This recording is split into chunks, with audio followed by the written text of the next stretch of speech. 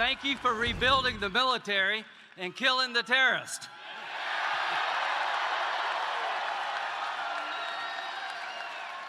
Thank you for the strongest economy of my lifetime. And thank you more than anything else for putting up with the never-ending bull you have to go through.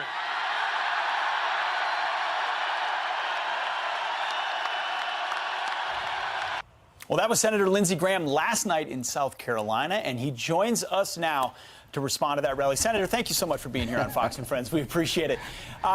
You were fired up. Yeah, this would be a PG version. Okay, PG version. There goes that question. Okay. We were going to say it is a morning show, sir. But you know, you witness it. Stepping back a little bit, sometimes we miss that we're living in a political phenomenon. These rallies, the amounts of people. What is it about the president that creates such energy and excitement? Well, I think his personality, it's like P.T. Barnum met Ronald Reagan. I mean, he's the greatest showman I've ever seen, and his policies are Reagan-like, but his ability to present himself is beyond anything I've ever seen in politics, quite frankly, entertainment. It was an hour and a half, and it seemed like 15 minutes. Senator, if you had to take a guess, who do you think President Trump would most like to face? I know he posed that question to the audience in the rally, and everybody seemed to cheer and say that Bernie was the best option. I disagree. If it were me, I would actually like to face off against Biden. What do you think the president really thinks? I think it's not his choice, and he's going to beat anybody that runs against him based on results. But you ask me, Bernie, I mean, how much of a difference do you want? I like younger. He'd be the young guy in the race. He'd be the normal person in the race. He would be the American capitalist in the race. He'd be the commander-in-chief. Can you imagine Bernie Sanders being commander-in-chief? Can you imagine Bernie sitting down with communist China? What would happen if you had a socialist negotiating with a communist? What kind of deal would you get? It sounds like the start of a great joke, actually, Senator. It's a great point. Oh, there's so many. You just stay tuned. If it's Bernie, I've got a lot of good stuff. I believe So, in your state, you felt the temperature last night in the arena. Who's going to take South Carolina? Is it going to be Trump, or will it be one of these many Democratic people?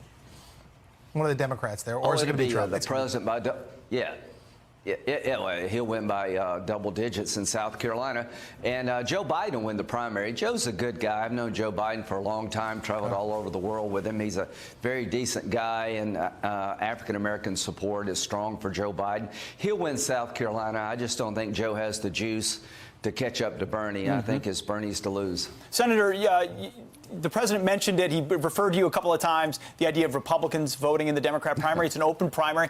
I mean, is that a real thing? Is that done en masse? Will it have an impact?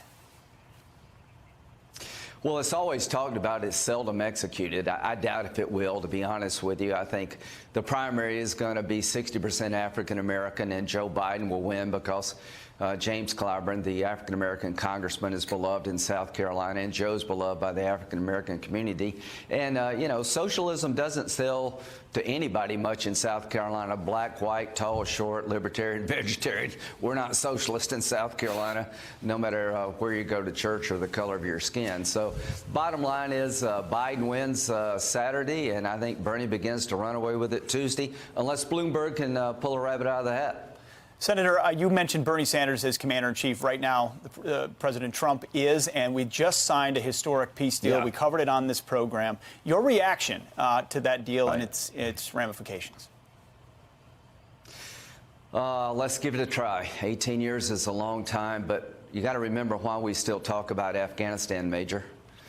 You were over there. I met you over there. The class you taught, Pete. I wonder where those folks are today, but that's the place where the Al-Qaeda was invited in by the Taliban as their honored guest to attack us. Without a safe haven in Afghanistan, there'd be no 9/11. But let's give it a chance. What I'm looking for is peace with honor, peace with security, and I'll believe it when I see it, but I want to applaud the president for getting the Taliban to the table. What happens next is an inter-Afghan dialogue where the Taliban reconcile with the rest of Afghanistan, consistent with the Constitution, honoring the rights of women. We have 8,600 troops there. Let's hold until we make sure it's safe to leave. This is a conditions-based withdrawal. We're not withdrawing all of our troops until it's safe to do so. ISIS-K still roams around Afghanistan. They want to hit the homeland, and al-Qaeda is still present in Afghanistan.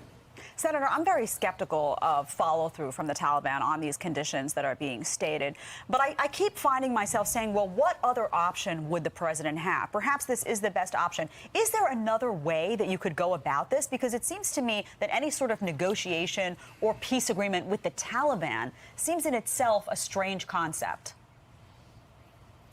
Well, not really. The Taliban are part of Afghanistan. The Taliban didn't attack us on 9/11, but they set the conditions for us to be attacked. They're very radical in their philosophy, but they don't want to govern the world. They just want to take over Afghanistan. Because of people like Pete and the over 2,200 Americans who have died, 6 million women have gone to school. Women are in the workforce now. Minorities in Afghanistan have experienced life like nothing else before. Average life expectancy is going up. Our soldiers have made a difference. The Afghans are doing most of the fighting and dying. The Afghan women and all those who love them will never throw them back under the bus of the Taliban. So here's what's going to happen. We're going to have a negotiation with the Taliban, who's at 15% approval with the rest of Afghanistan. I'm looking for a reconciliation that protects the rights of women, and I'm looking for a residual American force to stay in Afghanistan for a long time to make sure that ISIS-K and al-Qaeda never come back. There are more threats to the homeland in Afghanistan than there are in Germany, Japan, and South Korea combined. So it's in our interest for us to have a footprint. 8,600 is enough troops right now. If conditions get better, we can even go below 8,600. But we're not going to give away all the gains we fought so hard for to make Afghanistan not only safe for Afghan women, but safe for American women. Absolutely.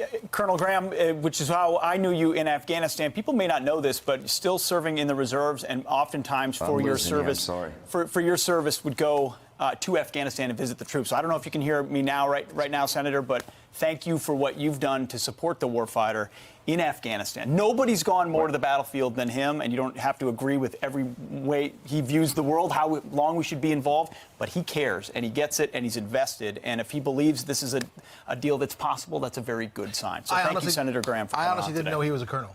I didn't know either, until he actually, snapped today. major at you. That sounded very, very quickly military. He visited our base in Kabul when I was there as an instructor at the Counterinsurgency Training Center, and he spoke to our guys, and he spent time hearing from us about what we were learning about the Taliban and other things, and he's gone over there more than any other U.S. senator and done his own service time there.